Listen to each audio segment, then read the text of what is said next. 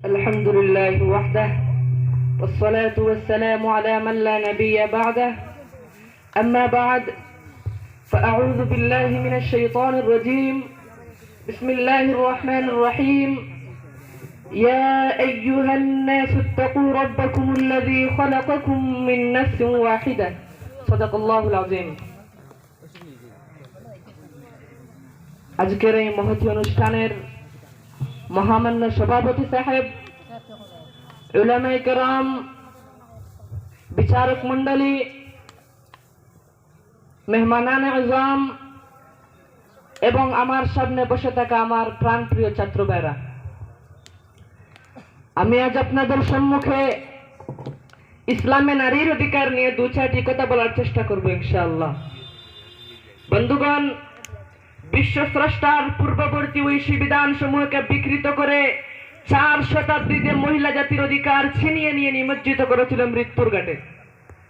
তন্মধ্যে আরব দুনিয়ায় ছিল মহিলা জাতির করুণ পরিস্থিতি। শিশুকন্যা জন্মগ্রহণ করলে অশুভ মঙ্গলজনক ব্যাপার মনে করত, তাকে জীবিত প্রতীত করত।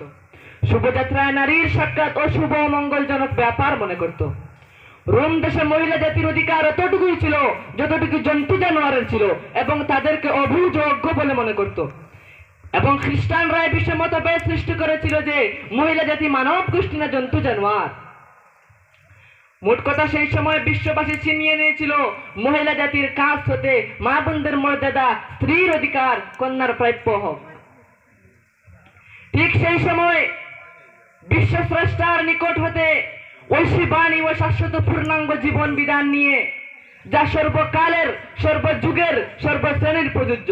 সুতরাং বিশ্ববিজেতা ঘোষণা করলেন, ইয়া আইয়ুহান নাসু ইত্তাকু রাব্বাকুমুল্লাযী খালাকাকুম মিন নাফসিন ওয়াহিদা, অর্থাৎ নারী ও পুরুষ একই স্রষ্টার, একই উৎস হইতে সৃষ্টি। সেই হতে কেউ কারো প্রভু বা দাস দাসী নয়। উক্ত আয়াত দ্বারা প্রমাণিত হয়েছে নারী ও পুরুষ উভয় সমান অধিকারের অধিকারী। বন্ধুগণ, ইসলাম সর্বপ্রকার মর্যাদাবিহীন মহিলা জাতিকে সুসম্মানিত করে ফিরিয়ে দিল।